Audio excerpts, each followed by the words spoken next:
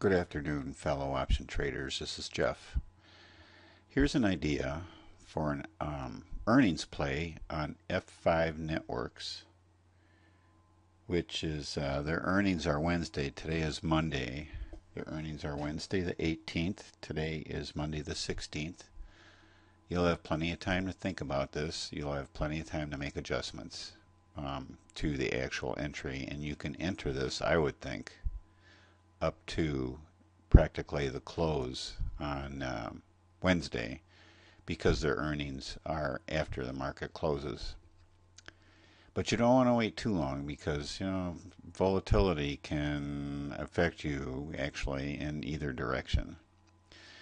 What I'm showing here, first of all, let's do a little bit of review. We'll go back here to and take a look at the market maker move on F5 Networks. Right now it's showing as plus or minus $4.03. I think there's something wrong with the market maker move value on Thinkorswim, and I've heard a couple of people have tried to contact them and say that they think there's something wrong, but apparently Thinkorswim is in a mood to ignore it at this time. What I was told, if we look down here at this straddle, what I was told was an at-the-money straddle should be pretty close to what the market maker move is. Well, if the market is anticipating basically $12.88 move in either direction, that's a lot different than this $4.10 move. Because if you take a look at it, I mean, they're not going to give away anything for nothing. So if you take a look at the risk profile for it, you'll see that your break-evens are right here around 112 and 137. So with that in mind, then you need something that's going to work somewhere in between there and maybe extend out a little bit too.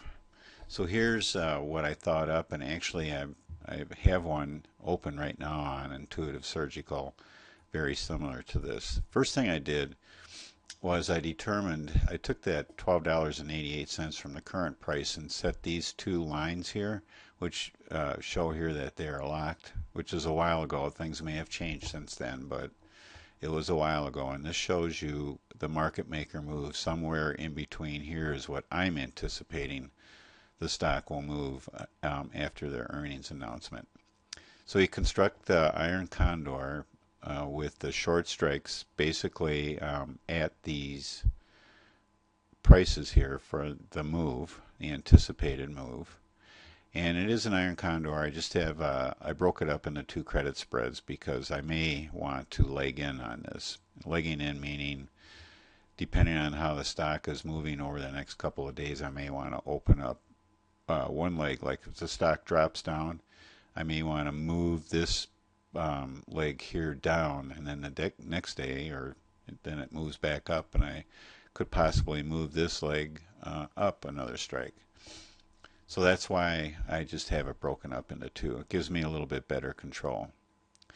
Okay, so you can see though that there's a little bit of risk here, and let me just close this up so that we can get a bigger picture here. You can see that this is really these two small areas, both on the upside and the downside, are where we could get into a little bit of trouble as the price approaches that. So what we can do is we just buy some insurance by opening up calendars one strike higher and one strike lower than your short strikes on your iron condor. And we can do that by, here I have a 140 calendar and a 105 calendar. Something else I want you to note too is the short strikes that we are selling on this calendar. For this particular one, the implied volatility is 120%. So there's a ton of premium. Actually, it's all premium because it's out of the money. And the same thing for the short call is at 93%. And what will happen after earnings is that will drop down probably to like say 50% or somewhere around there, the same as maybe um, the long May, and maybe even further, hopefully, as expiration approaches this Friday. All right, so what does it look like when we do that? Well, it actually stretches out your profit zone considerably, as shown here. Let me close this up. And that is a pretty impressive risk profile. But I need to warn you, with calendars, as the expiration approaches, your May implied volatility is going to drop. So the red line, the max profit line here, is going to come down a little bit, and I can show you how to illustrate that too. But just you're going to stop by here and salivate a little bit, because this is a pretty nice trade for not a whole heck of a lot of risk, actually, and your chances of being successful are pretty dang high in my opinion. So let's play with this a little bit. So after earnings announcement, we'll click on this little wrench here and open this up. Or already was open, sorry about that, but we click on this wrench and open up, and we're going to be able to adjust volatility here. And we'll go over here and we'll click on the more, and then we can play around with the volatility for the April and May options. And the one that I'd like to do first is April. We're figuring probably like a 50% drop in volatility, so we can change that to minus 50 and see what that does. Alright, so here's that minus 50. Even at the current price, if right now that volatility dropped 50%, our short options would just collapse, which would be really great, and makes it look like expiration date already. It's like Christmas came early. And that is pretty much true almost anywhere at any price level within the risk profile.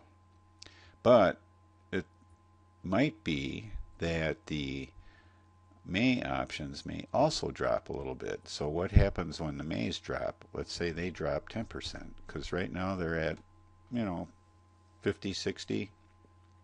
So they may drop a little bit too.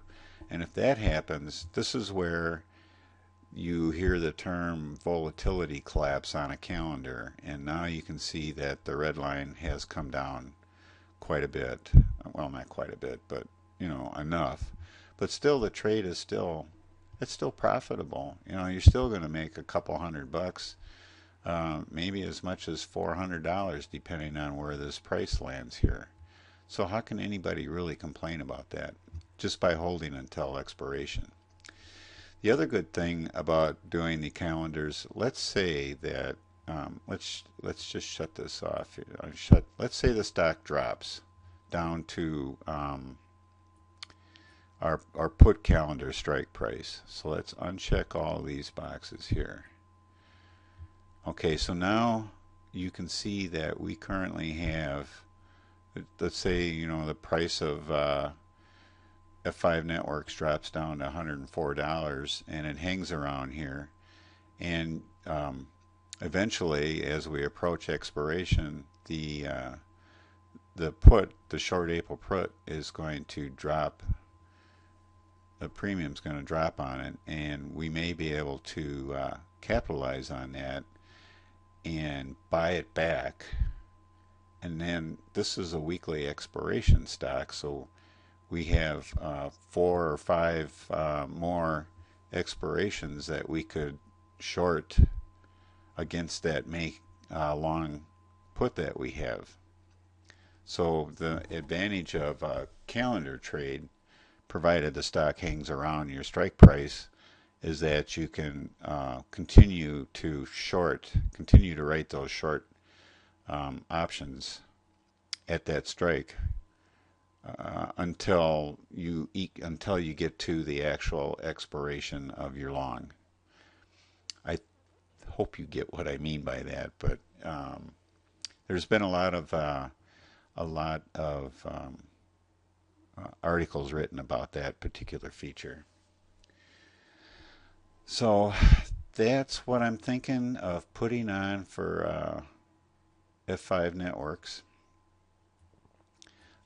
Here's what it looks like again. And let's take our, we'll just say reset parameters here, and we'll go back to our original parameters and salivate some more about this particular trade. I think the chances are very, very, very good that price is going to fall somewhere in this profit tent. I haven't used that term in a while. Somewhere in this profit tent. And we won't know until Thursday, but we will know Wednesday about the same play that I have on Intuitive Surgical. And let me just give you a peek on that. And you can look at my 2012 to see where that particular one is right now.